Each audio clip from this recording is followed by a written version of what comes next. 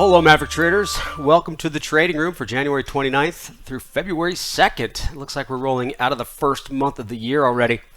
It went pretty quickly. Joe with you here. It's not Rob. Probably surprised. Rob is on a little bit of a vacation and he'll be back soon, but you're with me. So let's jump into it. I'm going to take responsibility for the outcome, guys. We're going to go ahead and share some trades and all the good stuff. Let's do it.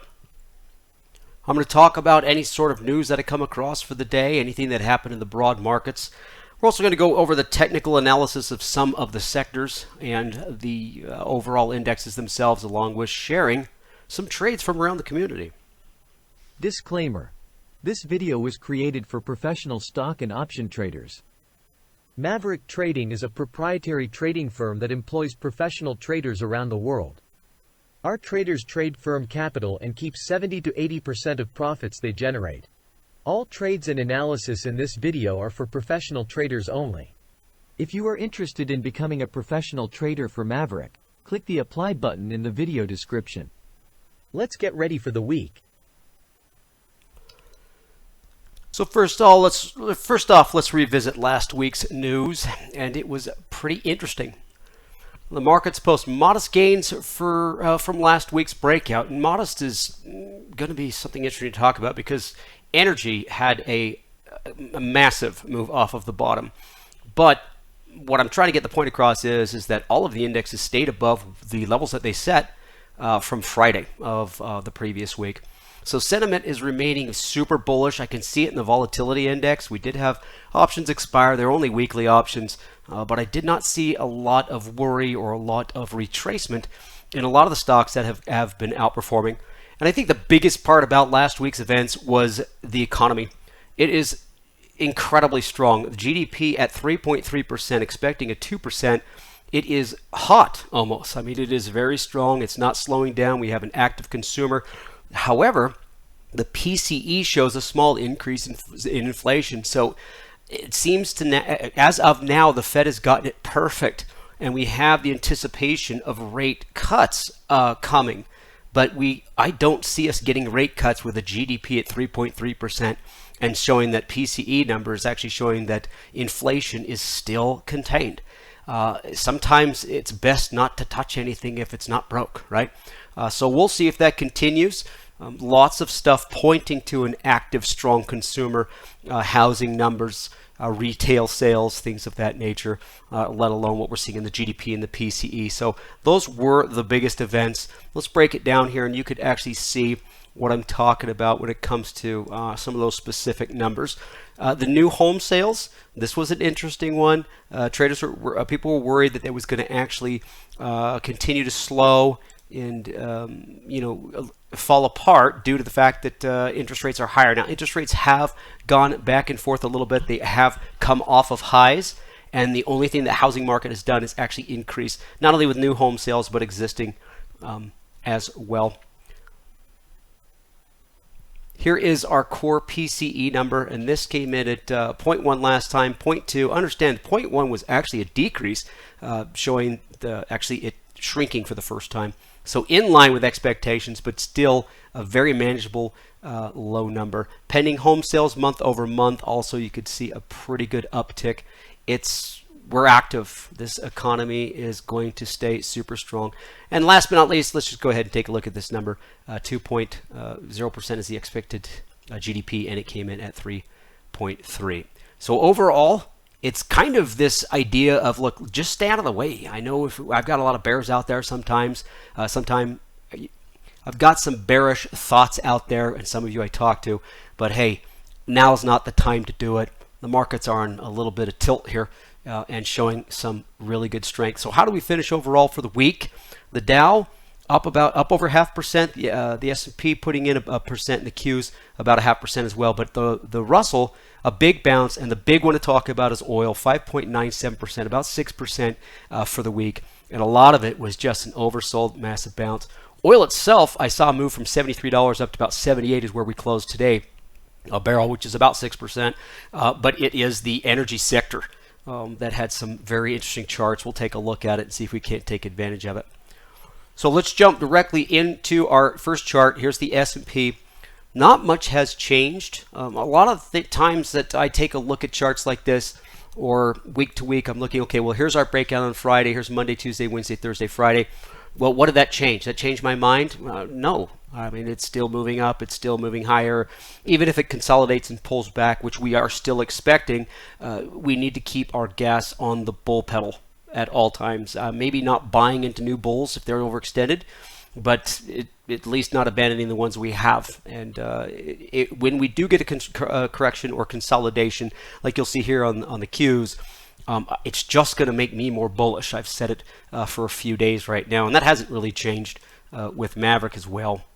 So let's move to those Qs, because the Qs has a little bit more fun chart for me, at least, because it looks like it's starting to pull back. And I would love to see something like this pull back to the previous support level. A big move up with the volume. It came with it, and then the volume drops off as it starts to pull back. This is just epic. This is just kind of really what you want to see. We do have some earnings, and I think that's the biggest problem I ran into, especially even doing today's class, folks. I love to share trades, and I just couldn't find anything that didn't have earnings. They're all over the place. Well, that's fine, but we can sit back and watch them and see if they change anything. Tesla's one that was interesting. It got pretty much smushed on its announcement, but we'll see how they go forward. We got a whole bunch coming up this week. This is, I like to refer to it as kind of the meat. We'll talk about those in a second. Speaking of which, let's talk about the sectors themselves. This is for the week. You can see here's Tesla. The majority of this loss wasn't in during the week. It was basically the last couple of days due to its numbers. Boeing, we know it had its issues. Lockheed Martin kind of going down in sympathy. Actually, Boeing does announce next week. But take a look at this. Here's that bounce. A big move in energy. It hasn't really affected any of the outperformers when it comes to our let's call them our large cap, tech stuff. I mean, let's just forget about Tesla here. Intel, Texas Instruments also announced. But Microsoft, Nvidia, Oracle, Google still doing good. They actually come out next week, Microsoft, Google, and Apple. So we'll see if that continues. But overall, active buying across everything. With the exception of a couple changes in sectors, and I'll talk about that when we get there here in 1 second. So this week's events, corrective action, pullback, still expected. Nothing really changed. A little bit floating higher on the SPY, but the diamonds and the Qs kind of consolidated. The good thing for the bullish side of things is it is holding above that area, regardless of maybe some of the things you hear that might be a little bit ominous, saying that, oh, geez, the Fed might not cut rates. I don't see anybody bailing out. I mean, if that 3.3% GDP with a PCE number that's in line would lean that the Fed will not be cutting rates anytime soon, which, if you're scared of that, we would see the markets react negatively, and we did not. So that correction action comes with more bullish opportunity, and that trend remains bullish. There's just no way around it. Earnings season up ahead. This is kind of the meat. Check it out here, folks. I just did some of the big ones. Tuesday's going to have Microsoft, Google, AMD. We got Pfizer out there, and UPS, Apple, Amazon on Thursday. So it's going to be quite a bit. There'll be some things that could react, or at least move the markets. Some of the companies out there are large enough, at least to move the Qs, right? The Nasdaq. But that's where we're sitting. Economic-wise, we'll have our JOLTS job openings and our non-farm payrolls. And I think the FOMC statement, and I do think that they are going to make a nice no move is what I'm going off of. So this will always hold attention. It always does every time. But with that PCE number and that the GDP at 3.3%, they'll revise that number. Maybe it'll come down a bit. But I don't see any sort of advantage for them to do anything. So we'll see. Unemployment claims will follow that. Hourly earnings. Here's some employment change. Unemployment rate outside of what the FOMC statement, what they say on the 31st, and the earnings that are going to be coming out this week. I think there's plenty to move the markets. We don't need to sit there and try to guess what's going to happen next. With that being said, nothing's changed. Where I'm keeping the exact +3 and 0 that we had from last week. And the reason being is because, let's go to this box. This is where we were last week, breaking into new highs, expecting a big surge and then momentum to slow and then a pullback.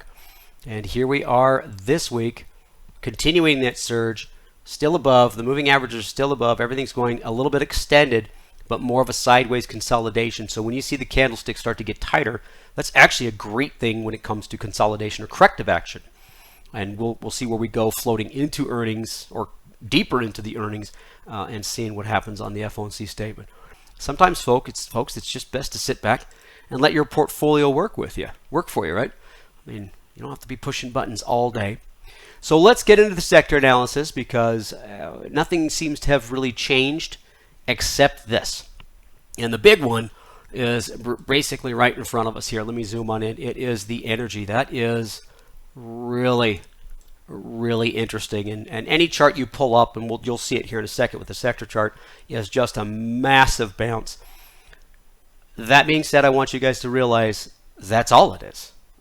I switched the score. I mean, you never really go from a -3 to a +3, and I didn't. But to go from a -2, -3 to a 0 it's a pretty big move. But understand a 0 is just that. It's a 0. I'll get deeper into it with the chart. Consumers slid a little bit, and a big surge up in the darlings, the communication stocks, 3.81%. Other than that, just a little bit of back and forth push-pull. I do think the financials had a little bit of a push when it comes to some earnings in that sector, and the technology's kind of meandering around. Not a lot of movement outside of a huge bounce in energy, and then another surge from the darling stocks and communications. And that's kind of what I'm just going to chalk that up to, at least for today. So I'm not going to change too many of our outlooks drastically. So what are those outlooks? Well, here is utilities, and it just kind of created a support level and just kind of continued this little smile here. This is where we talked about it last. I think it was right at this candle here. I'll see if I can draw there. And then you got Monday, Tuesday, Wednesday, Thursday, Friday, and it just a little bit of a meandering going on. No change, right? Nothing's really big. It's not time to abandon or switch portfolios. It's still a -2 from what it was last week, and still looking kind of weak, kind of sideways. It's probably going to bounce along, I believe, with energy. It might go in sympathy. So just be aware of that. Moving on to communications. This is the little darling stock here. We caught it. We talked about it on the breakout last week, right? And this is that breakout last week does exactly what the NASDAQ is doing. This feels a little bit overextended, and I say the word feel, but with this comes corrective action. Either it's going to do something like this, or it's going to pull back, something like that. It's still going to stay strong. It's still outperforming, and it's still sitting at a +3. So no change on that. Let's bump over to real estate. I was looking for a trade today in real estate for this class. Couldn't find anything. A lot of these real estate companies don't have weekly or REITs and real estate sector, I should say, companies don't have a lot of choices when it comes to expiration dates, weekly expirations. They're usually month to month, and then sometimes the strike prices are kind of wide. The biggest problem that I had that spent, I'd say, the most of my time building this class, folks, was everything had earnings within the next 3 to 5 days. It's just this is the deep part of the earnings.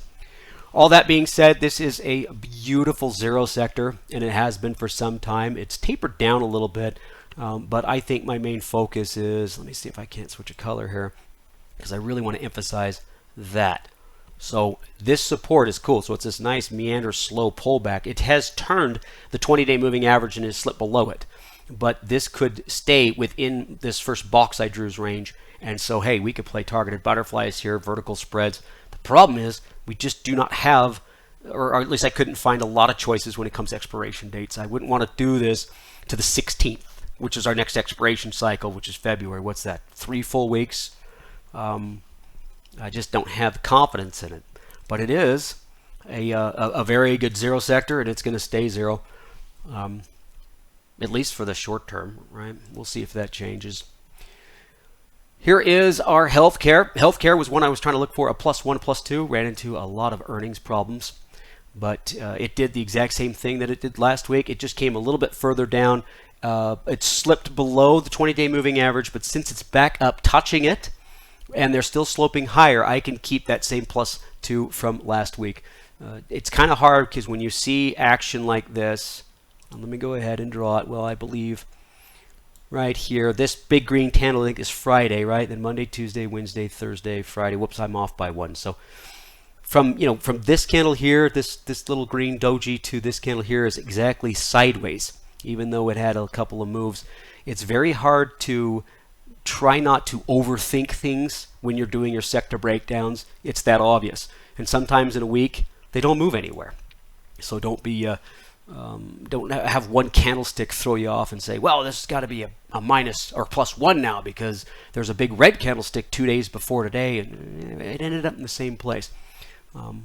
Just a little way to help you do your top down. So it's +2. Let's move over to industrials, and industrials has continued to stay sideways. Now this actually popped up and stayed above its 20-day moving average. I do believe it's a little lower than this box here, about the 114 area that I like to see it, but it is in no means weak. It is staying there.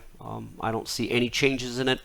It's a place that if you want to look for a sideways to a +2, I would feel comfortable doing it. And energy is its own thing, and utilities might kind of follow energy, but industrials, they're going to be all right. I think things like Boeing maybe might hurt it. I mean, it is in that sector, but there are good trades out there. So it's staying +2. Obvious here, this is financials. Now the financials has floated higher, and I did show you that it actually did a little bit better this week than some of them, right? And so I do believe a lot of it had to do with some of the earnings. Banks are usually the first to start announcing earnings when earnings season hits, and I imagine this is just kind of a follow-through. I'm comfortable with it. I don't mind trades that kind of float like this. In fact, I do have one today that we're going to talk about, and it's okay to be aggressively targeted with them if you want to play them a little bit longer term, just to stick with the trend. The reason being is if this pulls back, you can absorb that. If it pulls back to, say, 38 or whatnot, or a support level, you can absorb that if you have 2-3 weeks in it. More like that. So we're just going to keep this up at a +3, which I believe it was last week with this candle finishing right between these two. So no change in that. And if it is, it went from a +2 to a +3, so not much.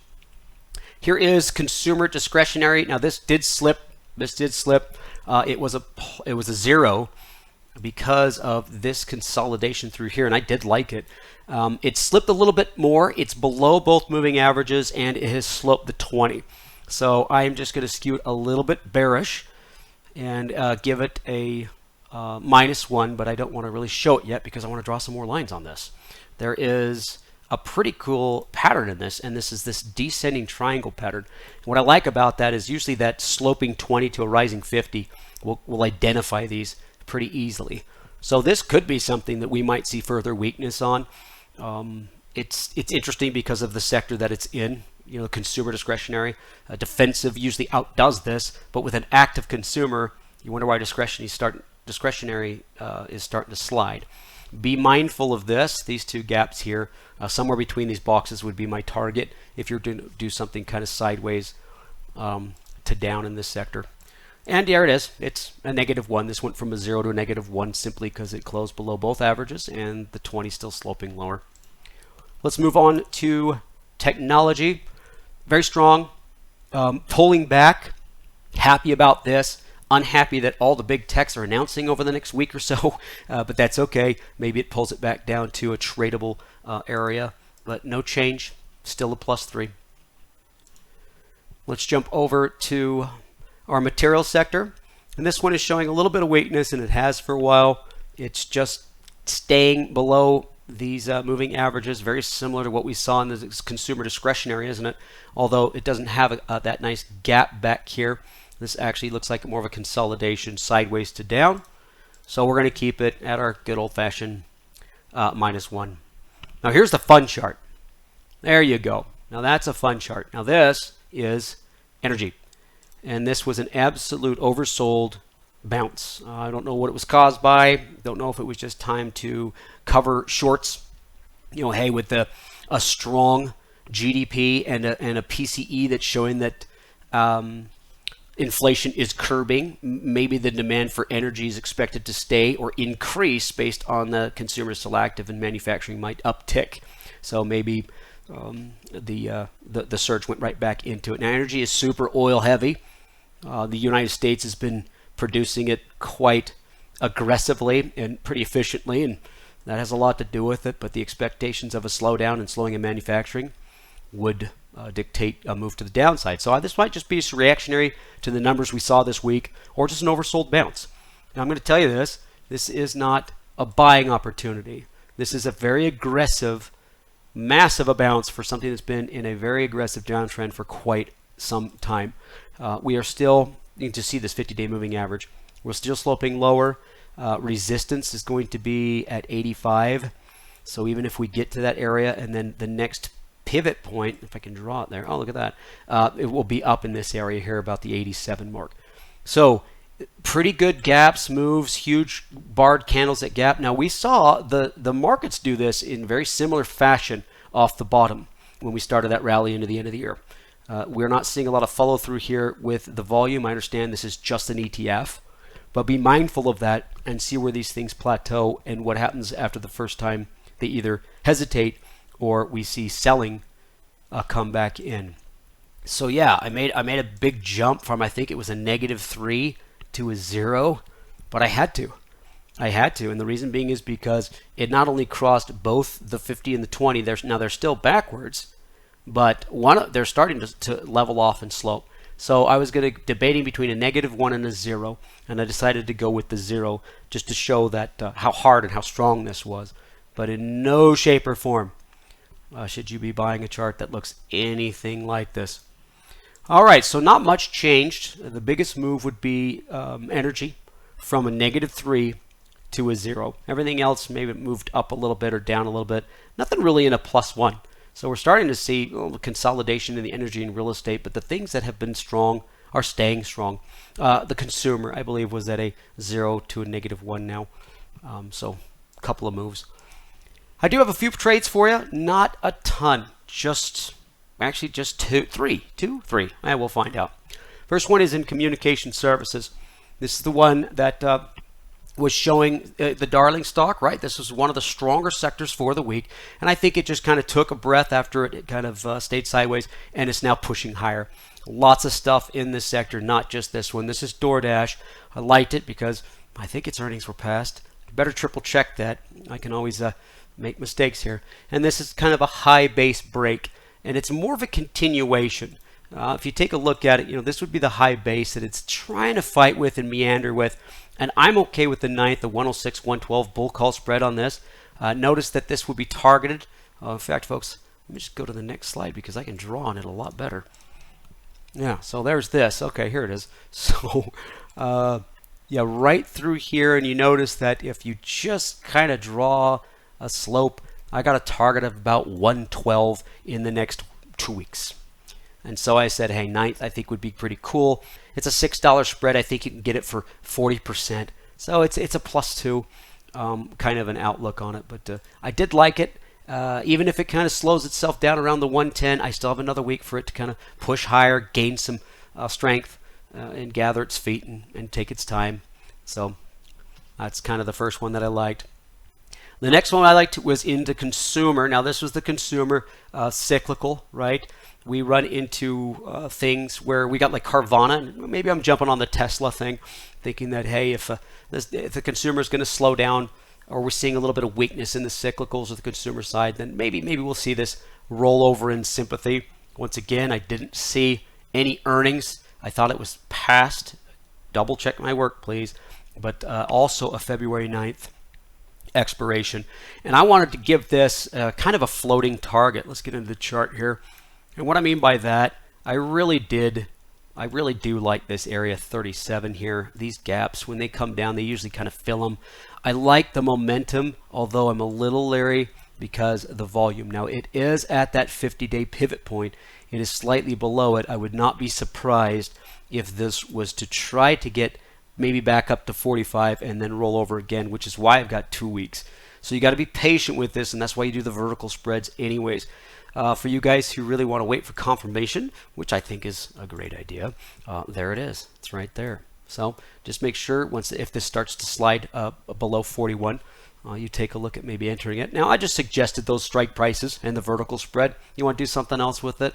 Feel free. There's all sorts of different things you can do with it. But I like the chart set up in the sector it's in, showing that they are showing a little bit of weakness. You go through, there's a lot of charts like this in that sector. It really is a consumer cyclical. A lot of things kind of rolling over.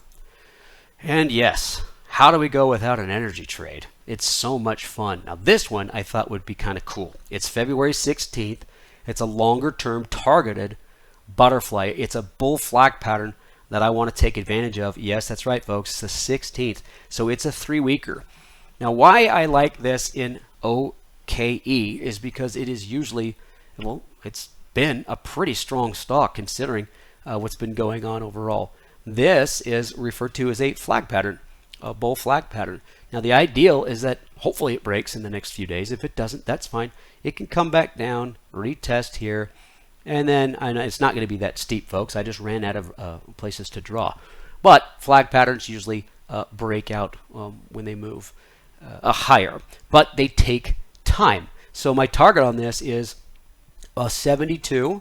Right? I'm going to buy the buy the 70, 72 and a half, and the 75. So I'm just playing this peak back up here that it's at the beginning of the year. Just thinking that it might be kind of a fun play, slow play.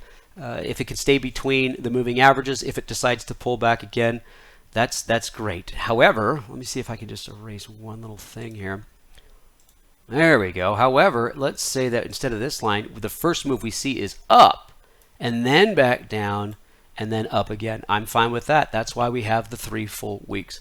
So this is a slow play. These are fun to watch. If you put on the butterfly, you got control. You don't have to worry about it. This should have a 2-to-1 risk reward, at least 1.5 to 1 risk reward, maybe 3. I don't know. I haven't priced it out yet. Apologize, but go check it out. But what's great is when you throw that out there, you have all the time in the world. Just sit there, be patient, and watch it play. Kind of a fun trade. All right, so that's what I got for you for this week. I wish I had more trades. Everything that I saw that I liked had earnings. The 30th, the 31st, the 3rd, the 2nd. So we are in the meat of earnings. That is the third bullet point down there. This is the big week here, a week and a half. More of the same from last week. Expect correction. Not a lot changed except for a massive bounce in energy, but it's far from bullish. Yes, I showed you a bullish energy played on OKE. That's fine. That can take advantage of the sympathy if the sector continues higher, but OKE by itself is a pretty strong stock in that sector. Be mindful of where you're at. Understand that not each week we need to rearrange everything. Very rarely do you see us, hey, I'm a +3. Oh my gosh, now I'm a -2. And then next week I'm a +3. That doesn't happen. We do see bounces. Energy is a beautiful example where they do happen. But as far as we know, energy could have a down week next week and be completely back to where it started. Just depends on where the markets go. Be mindful of all that. Be slow to change. And always make sure you position size correctly. All right, folks, thank you so much for joining me, and we'll talk to you next time. Bye, everybody.